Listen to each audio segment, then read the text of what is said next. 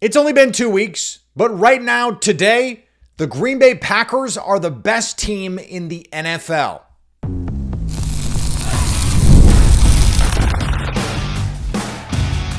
You are Locked On Packers, your daily Green Bay Packers podcast. Part of the Locked On Podcast Network, your team every day.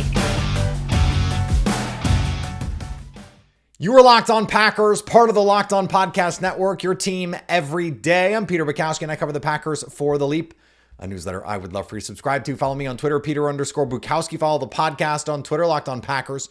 Like us on Facebook. Subscribe to the podcast to iTunes, Spotify, Google Podcasts, wherever you find podcasts. You will find Locked On Packers, the #1 Packers podcast on the internet, and the show for fans who know what happened. They want to know why and how. Thanks to everyone who makes Locked On Packers their first listen every day. We hope you like starting your day with us as much as we like starting our day with you. I've seen enough. Well, because it's only been 2 weeks. The best team in the NFL right now plays in Green Bay. And that doesn't mean they're going to win the Super Bowl. That doesn't mean they're going to win the NFC. That doesn't mean they're going to win the NFC North. But it is true that right now, through 2 weeks, the most impressive team, the best team in the NFL is the Green Bay Packers. The defense, spectacular. The offense, explosive. The coaching, superlative. The talent, excellent. That was the question coming into the year. Are they talented enough? We knew Matt LaFleur was a really good coach. We knew Jeff Hafley was a really good coach. We here at Locked On Packers, you, the Locked On Packers listeners, knew Jordan Love was really good. The national media coming around a little bit. And then they got Micah Parsons. And that has been, to say he's been a force multiplier is somehow still underselling what Parsons has been for this team. And when you look around the NFL, and by the way, we're going to have Lorin Cox from Locked On Bears and Matt Dery from Locked On Lions on the show a little bit later. But the Eagles, they don't have, Jalen Hurts has fewer passing yards in 2 games than Jordan Love had Thursday. That passing game is not explosive at all. That is a dink and dunk offense. Now, the defense is still pretty good, but they were nip and tuck with the Cowboys that entire game. Absolutely could have lost to that Cowboys team. A Cowboys team, by the way, that went to overtime against the Giants, could not stop the Giants, could not stop geriatric Russell Wilson. And Jalen Hurts could not move the ball against that Cowboys defense, could not push the ball down the field against that Cowboys defense. The plan against pressure is still not very good. That was the issue in 2023 with Brian Johnson when he was their offensive coordinator. There were better answers last year, and that team was just much more talented. Now, the Eagles have replenished some of that talent, but we have not seen a team that looked like an absolute wagon by the end of last year. They don't look anything like that team right now. Now, it doesn't mean they're bad. They're 2-0. That Chiefs magic sure seems fading right now. Remember, the Patriots went through a little bit, they went through some lulls post-dynasty. They had like 3 different dynastic runs, but there were, 2 or 3 years in there where they look like that's a good team, but they're not quite at the level. Now, last year, they still went to the Super Bowl. But there was a lot of smoke and mirrors that went into that. At some point, you just have to be good. You have to have a good roster. You can't just be Patrick Mahomes and Andy Reid. Right now, that team is testing that theory, and it looks like they are failing that test right now. And I'm including AFC teams. I know the Ravens beat the brakes off the Browns. Had they not fully collapsed against the Bills, maybe we're having that conversation. Had the Ravens not beat the crap out of the Bills for 3.5 quarters, they'd be in that conversation. They're not. The Packers dominated a Lions team that I know it was against the Bears, but put 50 on the Bears in week 2. The Packers had that offense in jail. In jail. They could do nothing. That's what this team is capable of being. Now, you want to hand wave the early season stuff, be my guest. Be my guest. Truly be my guest. Because we've seen teams, the Saints last year, came out looking like juggernauts. And it turns out they were not good. Not only were they not a real, contender they just were not good. Straight up like a bad team. And so when you get overly excited about 2 weeks in the season, you can end up looking foolish. I'm not going to declare anything about this Packers team as like, oh, they're going to win the Super Bowl. Now, no, maybe, but also maybe not. The Packers didn't play so the Saints last year, they played Carolina week 1. They beat them 47-10. Turns out Carolina was one of the 3 or 4 worst teams in the NFL. Then they beat Dallas 44-19. That Cowboys team was a mess from jump last year. So neither of those wins end up looking very good in retrospect. Then they went on to lose a million straight. They ended up losing 7 straight games after that. By the time the Packers played them late in the season, their season was so over. They went from 2-0 to 2-7. That's not going to happen to this Packers team. Even, I was going to say, barring injury, forget injury. This Packers team was an NFC contender before the year. Now, an NFC contender looks like the best team in the NFL. I think that's a pretty strong signal. Now, there are reasons to believe they could come back to earth. The defense has been unbelievably phenomenal, historic. But it's still, there's a fragility in all of this. Micah Parsons, 1 ankle tweak. Now, then they'd be the same team they basically were before the Micah Parsons trade when we thought they were an NFC contender. We also know that the offensive line, that's going to have injuries. Well, guess what? They could have scored pretty easily, could have scored 40 against the Commanders with Anthony Belton, a rookie right tackle. Darian Kennard was in there a little bit, but Anthony Belton played the lion's share. And Jordan Morgan, a non-starter, preferred wise, but a capable player, we know that, playing. Your 6th and your 7th offensive linemen are out there, and your 8th offensive linemen are out there, and Jordan Love, not a scratch on him at the end of this game. Anthony Belton did not allow a pressure in this game. Now he got beat, ended up holding on a play that negates a touchdown. But other than that, his ledger was clean. How many teams?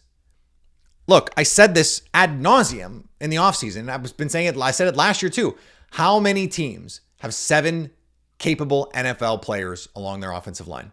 Half the teams in the league don't have 5. Did you watch the Vikings the first 2 weeks? Not having Christian Darrisaw torpedoed their offense for the most part.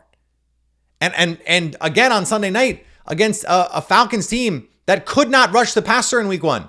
Could not rush the passer at all last year. Now they add Jalen Walker. They trade up for James Pierce. But 5 sacks in the first half for JJ McCarthy. Like the league is riddled with offensive lines without 5 quality players. The Packers have 7, maybe 8 of those. That's just not common. It's just not common.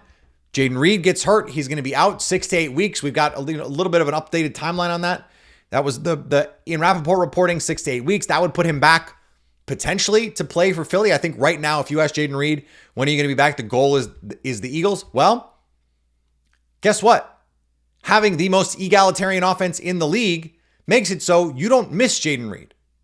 We talked about this on our bonus Friday show with Scott Hansen if you missed it. But Matthew Golden can play in the slot. Savion Williams can do a lot of the gadget stuff. You have people who can contribute. I think more Matthew Golden is good for this offense. He was open a ton on Thursday. The Packers missed him for a 92-yard touchdown, missed him on 4th down for a touchdown. Like he really should have had, 140 yards and 2 touchdowns on Thursday night. And then how would we think about how we'd be talking about this team then if they had won that game, 40-14. Or what it would have been even more impressive. And we'd be talking about this offense in a different way. Jordan Love, I wrote about this in the Leap today, hitting intermediate passes at a much higher rate. He's been unbelievable as an intermediate thrower this year. He's been unbelievable against the blitz this year. Part of that's the offensive line, but guess what? They were hurt in week 2. So they still made it all work. They have the same questions about corner. Doesn't matter when you can rush the passer the way that the Packers can. Doesn't matter when you have Jeff Hafley scheming things up. Last year, they couldn't rush the passer the same way. Same guys on defense, and they made it work. This team can absolutely be the best team in the NFL at the end of the season. And you know how I know that? Because right now, they're the best team in the NFL right now. Now, the Packers, they blow out the Lions. The Lions blow out the Bears. Was week 1 an aberration? Or do we now think that this shows the Packers really are that much better than the Lions? Or at least that they're really, really, really good, and that's why the Lions struggled in week 1? I want to ask Matt Dery from Locked On Lions. We'll do that next on Locked On Packers. This episode is brought to you by Prize Picks, the daily fantasy app where making the right call can actually pay off. You and I make decisions every day, right? But on Prize Picks, being right means cashing in. With football back, Prize Picks is the simplest and fastest way to get in on the action. Just pick more or less on 2 to 6 player projections, and you can turn your takes into real prizes all in less than 60 seconds. Plus, I love checking the projections for the max discount. Travis Kelce over the weekend, 0.5 receiving yards. If you'd have put that in your lineup, cashed. Well, if you got the other guys right, but that one hits for you. This week, it's Patrick Mahomes, 0.5 passing yards. All he has to do is pass for 1 yard, and that piece of your lineup is green or golden, whatever you want to say. Download the PrizePicks app and use code LOCKEDONNFL to get $50 in lineups after you play your first $5 lineup. That's code LOCKEDONNFL for $50 in lineups after you play your first $5. PrizePicks, it's good to be right. No one likes to run up the score against a bad team quite like the Detroit Lions. I'm still waiting for the game where they play a really good team and they're up 14 in the fourth quarter and they just start throwing it. It was why I loved last year when, you know, the Lions fans were like, well, they took their foot off the gas in the second half. I was like, are you serious? The Detroit Lions took their foot off the gas. They don't do that. Except against the good teams. They kind of don't. They kind of will pull back a little bit. They get a little more conservative, but up. They love to be the bully. When they're rolling, no one will turn a 20-point lead into a 30-point lead faster than the Detroit Lions. But they don't get up 20 against a really good team. They're not like the Packers. So I wanted to get a sense for, okay, what should we take away from all of this, from this Lions 2 weeks here? Where do they stand, really? And that helps us get an understanding of where the Packers are. I talked to Matt Dery for Locked On Sports today, and here is that conversation. So it turns out we don't have to cancel the 2025 Detroit Lions season after a week 1 loss in Green Bay. New offensive coordinator, new defensive coordinator. Looked a little bit different in week 2, a 52-21 drubbing of the Chicago Bears with, that Ben Johnson guy over as the new head coach there. Matt Dery from Locked On Lions joins me now. And Matt, the crowd at the end, Detroit got a little feisty with their old offensive coordinator with some of the chants that we don't have to repeat here. But this has to be a get right spot that Detroit desperately needed. Oh, Pete, they really did. And it was a totally different team from a week ago. And credit to the Packers for how much they dominated the Lions at Lambeau Field, because in week 2, the Lions put it to the Bears. And like you said, the Ben Johnson stuff, I don't endorse end of the game with the F Ben Johnson stuff. I think that's a little much. But with that being said, the Lions had a little extra mustard to put on the sandwich today because they ran it up. They did. And they had an opportunity to kick a field goal, make it 48-21. Take the starters out. They went for it on a 4th down. Ben Johnson was asked about after the game, said that's what they do in Detroit. He didn't see any issue with it. But a 5th Jared Goff touchdown pass, 3 of them to St. Brown. Goff leaps into the crowd. You could tell they wanted this one, and they wanted to kind of punish their former OC. Is the reality in the middle with Detroit between week 1 and week 2, or is this more about, the week 1 performance, more about what you think of Green Bay at this point? No, I think the Packers definitely right now look like a force, and I think the Lions have got to match that. I think we'll know something in the next few weeks on this Detroit team, because next week they got to go to Baltimore for Monday Night Football. And I'm not going to say that's going to be as tough as going to Lambeau, or it's going to be that same result. But what I did like about Detroit today was they got back to doing what they do best, which is pound the rock, 180 yards on the ground. The offensive line was really good, which they weren't in week 1. And they gelled. You could just tell they were more organized. They were more prepared today. And I think some of it had to be, some of it was being at home. And the other thing was they protected Goff. He had time to throw. And everybody seemed to have a little bit extra pep in their step. And the defense today, 4 sacks, some hurries, some pressures on Caleb Williams. And that's how you got to beat the Bears. Yeah, much easier to protect when that Micah Parsons guy not on the other side of the field here, Matt.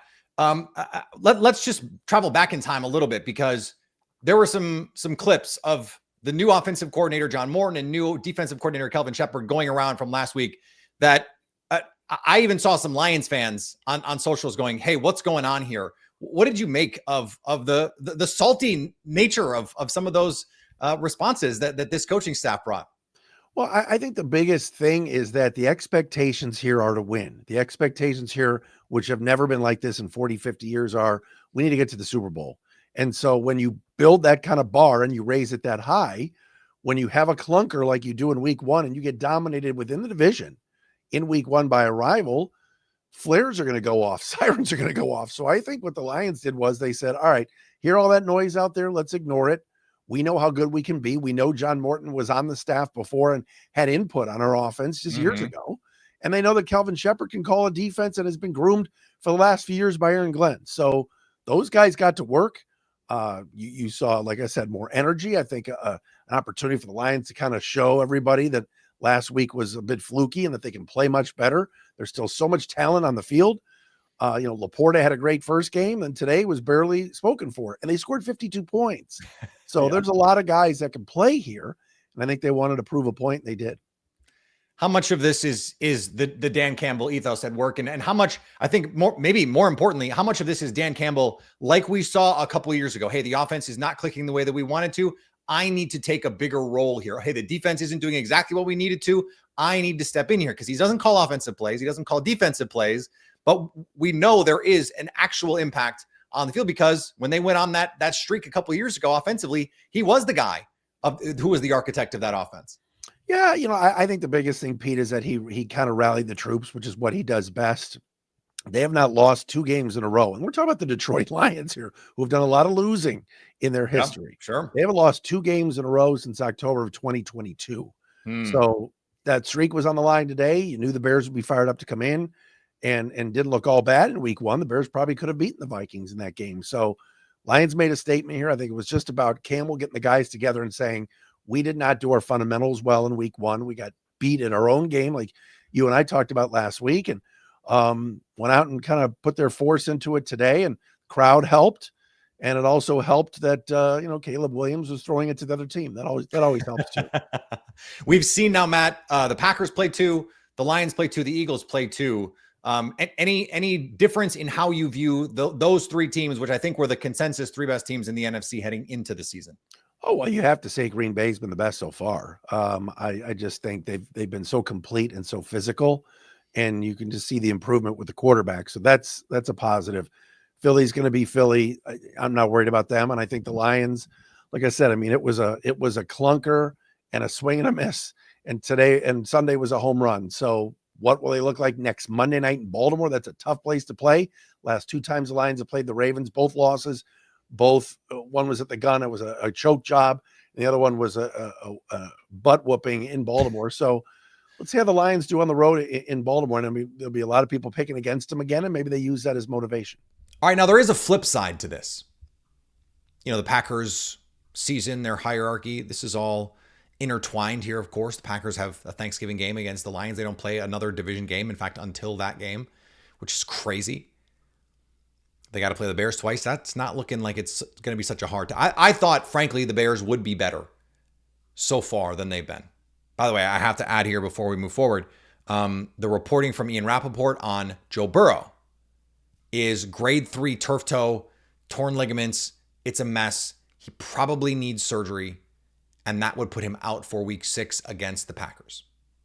So as you're looking at the short-term schedule, 7.5 point favorites against the Browns this week, Cowboys after that, bye week after that, Jake Browning and the Bengals after that is what it's looking like. So you are going to be probably touchdown favorites in all of those games. This is your time to get while the getting is good here. A very good chance to be 5-0 coming out of that stretch. But you got to take care of business. You have to stay focused. You have to do all of those things that the Chicago Bears are not doing right now. Let's talk to our pal Lorin Cox about the Chicago Bears next on Locked On Packers. This show is sponsored by BetterHelp. We all turn to some funny places for advice. Your barista, your barber, maybe even a random stranger in the bathroom, but not everyone is the right one when it comes to real support. That's why BetterHelp is here. With over 30,000 licensed therapists and more than 10 years of experience, BetterHelp helps you find the right match, someone clinically trained and credentialed to guide you through life's challenges. It's also flexible. You can join sessions online from home or on the go, which makes therapy fit into your busy schedule. And if it's not the right fit, you can switch therapists anytime at no additional cost. As the largest online therapy provider in the world, BetterHelp can provide access to mental health professionals with a diverse variety of expertise. Find the one with BetterHelp. Our listeners get 10% off their first month at betterhelp.com/lockedon. That's BetterHelp, HELP.com/lockedon. Hey, Packer fans, are you still paying full price for gas? Stop leaving money behind. Get real cash back every time you fill up with the free Upside app. Simply download the free Upside app in the App Store or Google Play right now and start earning cash at the pump today. Use my limited time promo code TOUCHDOWN to get an extra 25 cents back per gallon on your first fill up. You could make up to $300 a year just from buying the gas you already need.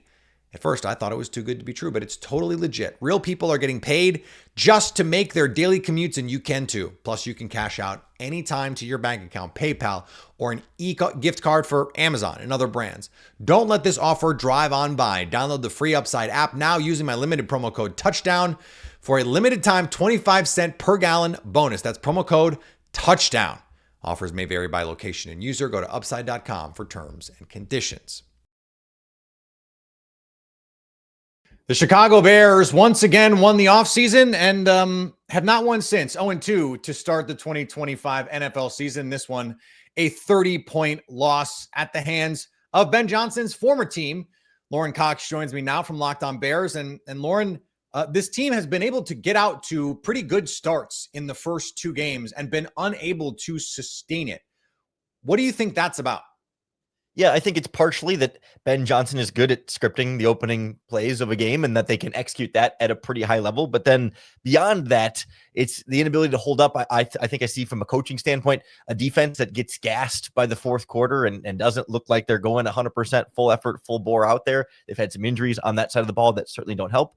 And an offense that once they get a little bit of something going, then the self-inflicted wounds start to add up a little bit when they have to get out of that script. Penalties, sacks, mistakes, inaccurate throws here and there, lack of a running game, and then you're behind on the scoreboard, and it all just builds on itself.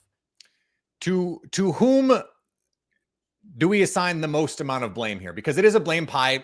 There's blame to go around everywhere, but who gets the biggest slice of that pie right now in Chicago? Dare I say, humble pie?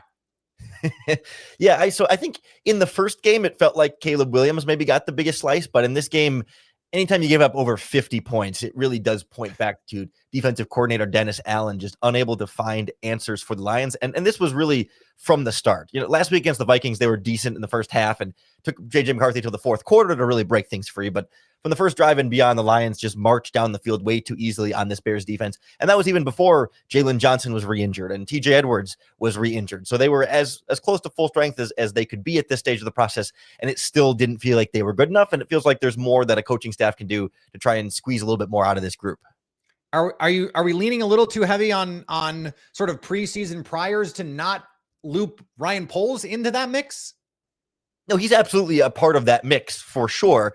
And it's this chicken and the egg question of like, are the players not good enough, or are they not getting put in a position to be successful well enough? Like a veteran safety like Kevin Byard's in his 10th year and he's out of position on multiple touchdowns. And is that a veteran player who's all of a sudden gotten bad? But it's not even a physical thing, right? It wasn't too slow. He just misread the play multiple times. So is he just not seeing the field well anymore, or is he not being coached up and communicated to properly to know what to do on those plays? That's kind of the $1 million question right now in Chicago.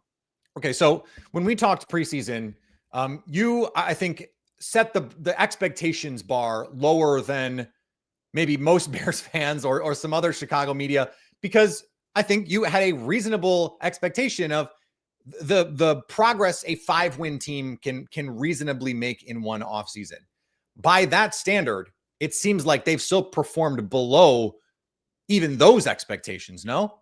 Yeah, absolutely. Through 2 games, it's been below where they were even supposed to be on a more moderate expectation level. I tend to give them some benefit of the doubt that it is the first 2 games of a new offense and a new defense, and maybe we wanted it to all work faster and be clicked, and maybe it was fair to expect this highly touted coaching staff with experienced, well-known guys that they should have produced better, but it does take time for this to go. It was also 2 divisional games, and we know things that happen in divisional games aren't always perfectly reflective of how they'll do against non-division opponents. They don't have as much tape on and doesn't have as much tape on them. So I think there's some reasons to say like, hey, the sky isn't completely falling in Chicago, but they need to turn things around really, really quickly, or else the patience is going to run out ASAP.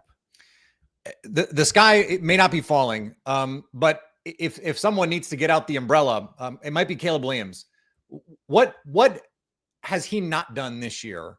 Or what has the offense been unable to do with Caleb Williams at quarterback? Because I don't want to put it all on him. That you thought would change or could change this year?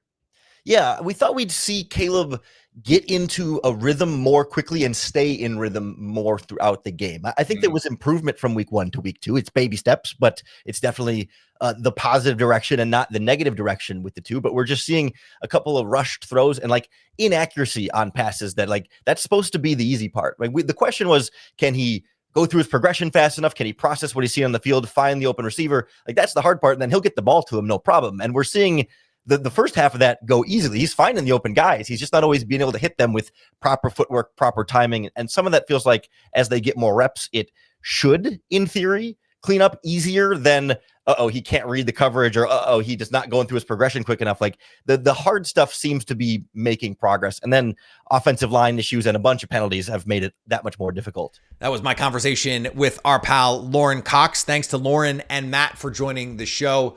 I just figured as we have this Sunday off, I gave you a lot of content last week, the live show, the squad show, all that stuff, that we would, look around the NFL and get to have a chance to talk about some of the teams around the NFC North. It's early for that, but the Packers had an early Thursday game. So that's just the way the schedule goes. Sometimes plenty of time this week to talk about the Packers, of course. And so our normal schedule here, Lily Zhao coming. We've got our crossover Thursday coming. I'm working on an interview on Friday, little Fall Friday interview series. So plenty to get into as we move through the week. Squad show Wednesday, 7:15 Lambeau time on the Locked On Packers YouTube page. That'll be an hour and it's going to be fun. After the Browns game, 30 minutes of Locked On Packers. An hour of the squad show. That means 90 minutes of Locked On Packers post-game coverage. We've been having a blast. Brandon Snide, Jeff Jagosinski. It's a great time, so come hang out. And if you're watching on YouTube after the game, it's just going to flow right into the squad show. You don't have to do anything. You don't have to change that channel because it's YouTube. So follow me on the social medias to get those alerts. Follow the podcast on the social medias, clips, all the good stuff is out there. Subscribe to the podcast wherever you get podcasts. Subscribe on YouTube so you get the squad shows, the live shows, so you can stay locked on Packers.